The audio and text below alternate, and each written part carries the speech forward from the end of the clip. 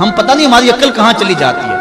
یہ جب الیکشن آتا ہے ڈگ ڈگی بجاتے ہیں قوم پھر نعرے مارتی پھرتی ہے. میں نے کہا یار ہم اتنے گوئے گزرے ہیں, ان کمینہ صرف لوگوں کے نعرے لگائیں, یہ ہوتے کون ہیں کہ ہم ان کے نعرے لگائیں. آج کے اس کانفرنس میں ہم نے فیصلہ کر کے جانا ہے کہ آج کے بعد جب بھی نعرہ لگائیں گے سونے محمد کا نعرہ لگائیں گے, نعرے اپنے رسول کے لگائیں گے. یہ ہوتے کون ہیں؟ یہ ملک کو لوٹنے والے, یہ خائن, یہ بدکار, یہ لائق ہے کہ ہم ان کے نعرے لگائیں.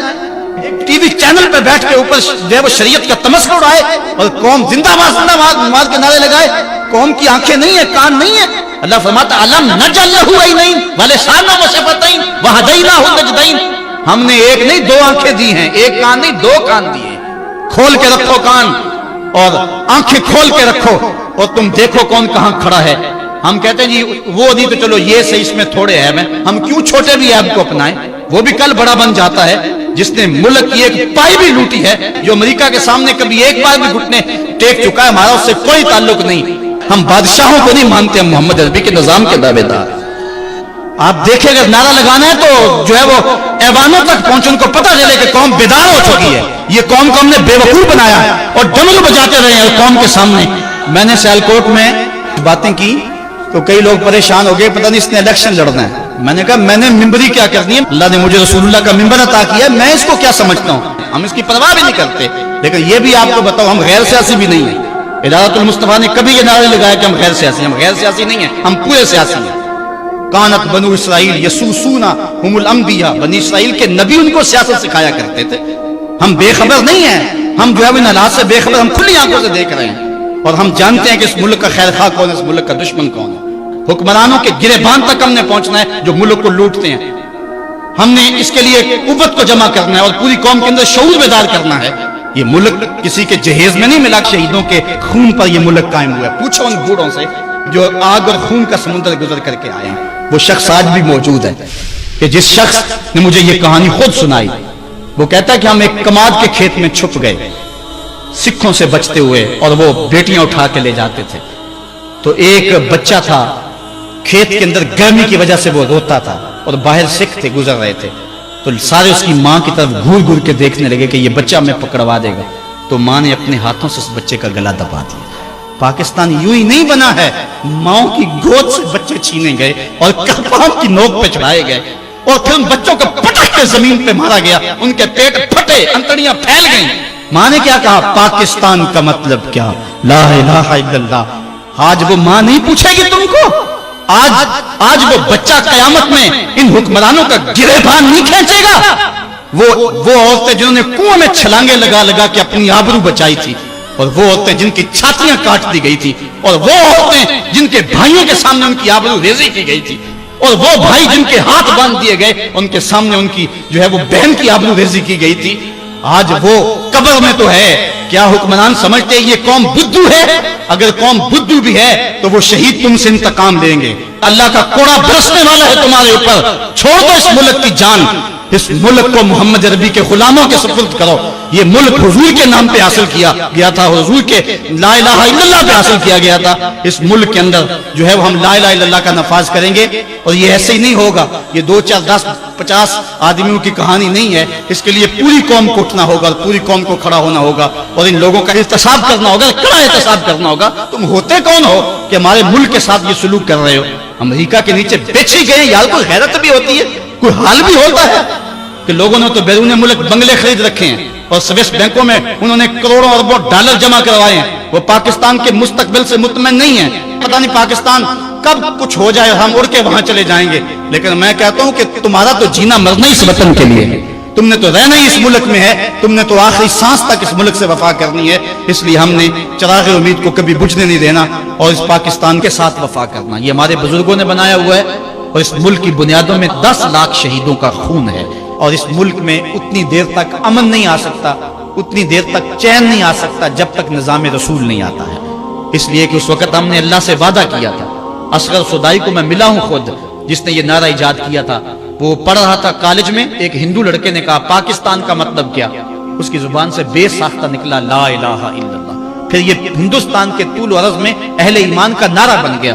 سب یہی نعرہ مارتے تھے, پاکستان کا مطلب کیا, لا الہ الا اللہ. یہ ہم نے اللہ سے عہد کیا تھا کہ یہاں لا الہ الا اللہ کا نفاذ ہوگا, اور آگے نعرہ کی تکمیل یوں تھی کہ پاکستان کا مطلب کیا، لا الہ الا اللہ، قانون شہادت کیا ہوگا، محمد رسول اللہ۔ آج ہم نے غداری کیا اس نعرے سے۔ یہاں لا الہ الا اللہ کا نفاذ نہیں ہے، یہاں ہم امریکہ کو خدا مان کے بیٹھے ہوئے ہیں، ان کے آگے ہاتھ جوڑتے ہیں، واشنگٹن کو اپنا قبلہ کعبہ بنایا ہوا ہے، اور اس کے نتیجے کے اندر ہم رسوا ہو رہے ہیں اور ہمیں مزید کار مذلت میں گرایا جا رہا ہے۔ حکمرانوں کی بات چھوڑو تو وہ اس قابل ہی نہیں ہے کہ ان کا ذکر بھی کیا جائے، وہ جس گراوٹ میں چلے گئے ہیں۔ اللہ کی بارگاہ میں یہ دعا کرو کہ اللہ ہمیں کوئی غیرت مند، کوئی صالح حضرت عمر بن عبدالعزیز کا کوئی جانشینی عطا فرما دے۔ اور یہ ہمارا قصور ہے، میں حکمرانوں کو گالی دینے کی بجائے میں کہتا ہوں ہم اپنا محاسبہ کریں۔ کسی نے حجاج بن یوسف سے کہا تھا کہ تو نے حضرت عمر کا دور خلافت دیکھا ہوا ہے، ان جیسا انداز حکمرانی کیوں اختیار نہیں کرتا؟ تو اس نے دو لفظی جواب دیا، تبازروا اتعمر لکم، کہا تم ابو ذر بن جاؤ میں عمر بن جاتا ہوں۔ اگر ہم ٹھیک نہیں ہوں گے تو پھر اوپر رحمتوں کے سائے نہیں ہوں گے۔ ہمارے لیے پہلا کام یہ ہے کہ ہم اللہ کے حضور توبہ کریں۔ جب کوئی قوم توبہ کرتی ہے اللہ سارے گناہ معاف کر دیتا ہے۔ یہ جو حالات ہمارے اوپر بنے ہوئے ہیں، امن ختم۔ آج اگر ایک بندہ گھر سے باہر نکلتا ہے تو خیریت سے واپس آ جائے تو 100 بار شکر ادا کرتا ہے۔ کیا پاکستان کے یہ حالات آپ کے سامنے نہیں؟ یہ اللہ کا قہر اور غضب نہیں ہے؟ آج اگر ہم سچی توبہ کر لیں تو اللہ پچھلے سارے گناہ معاف کر دے گا اور قوم کو نیا بانکپن اور نئی زندگی عطا فرمائے گا۔ آؤ آج کی اس مجلس میں ہم اللہ کے راستے میں سچی توبہ کر کے نکلیں اور عزم کریں، مالک جو زندگی گزر گئی، باقی جئیں گے مریں گے تو تیرے لیے، ہماری زندگی کا ایک ایک سانس تیرے لیے وقف رہے گا۔ اس لیے میرے ساتھ تعلق رکھنے والوں، محبت کا ربط اور رشتہ رکھنے والوں، اپنی منزل کو سمجھو اور آگے بڑھتے چلے جاؤ، اور راستے میں آنے والی ٹھوکروں سے جو ہے وہ گریز کر کے گزر جاؤ، مت اپنے وقت کو ضائع کرو۔ ہمارے پاس بڑا تھوڑا وقت ہے، میں کہتا ہوں ہمارے پاس تو محبت کرنے کے لیے وقت نہیں ہے، نفرت کے لیے وقت کہاں سے نکالیں؟ اس لیے آگے بڑھتے چلو اور لوگوں کو ساتھ ملاتے چلو، محبت کے دیے بجھنے نہ دینا، مزاحمت سے نہیں گھبرانا۔ ہماری منزل بہت بلند ہے، یہ بھی ہوتا ہے جب اب چلتے ہیں تو بڑے مصائب ہوتے ہیں، ہوئے ہیں ہمیں اور کئی عرصوں سے ہو رہے ہیں، لوگوں نے ہمیں گالیاں بھی دی، برا بھلا بھی کہا، میرے والد گرامی کو بھی گالیاں دی گئی، کیا کچھ نہیں ہوا، عزتیں اچھالی گئی، کیا کچھ نہیں ہوا، لیکن ہم کبھی کسی سے الجھتے نہیں ہیں، ہماری منزل کوئی اور ہے۔ قائد اعظم کے ایک پولیٹیکل سیکرٹری تھے بمبئی کے اندر، جو سارا دن بمبئی میں رہتے اور شام کو ان کے مکان پہ جا کے ان کو ساری صورتحال بتاتے۔ تو ایک دن شام کو کھانے پہ بیٹھے تو انہوں نے سارے دن کی ڈائری بیان کی، تو ایک واقعہ انہوں نے سنایا۔ انہوں نے کہا کہ آج میں جا رہا تھا سڑک پہ تو ایک لڑکا سائیکل پہ جا رہا تھا، تو کسی گاڑی نے پیچھے سے ٹکر ماری اور اس کی سائیکل گر گئی اور اس کے جسم سے خون بہنے لگا، کافی خون بہ گیا۔ اس بچے کی جب نظر خون پہ پڑی تو وہ چیخیں مار کے رونے لگا۔ میں اس کے قریب گیا، میں نے اس کے سر پہ ہاتھ رکھا، میں نے کہا تو جوان ہے، نو عمر ہے، اتنے خون کو دیکھ کے گھبرا گیا؟ تو اس نے میری جانب دیکھا، کہا میں اس سے نہیں گھبرایا کہ میرا خون کیوں بہا ہے، میں اس لیے رو رہا ہوں کہ یہ خون تو پاکستان بنانے کے راستے میں بہنا تھا، یہ فضول ہی کیوں بہ گیا؟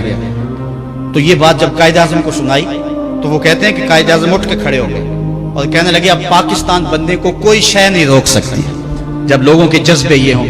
میں آپ کو یہ بات سنانے کا مقصد یہ رکھتا ہوں دل میں کہ دائیں بائیں سے الجھے نہ، چھوٹی چھوٹی باتوں کی پرواہ نہ کریں، اپنی صلاحیتوں کو ضائع نہ کریں۔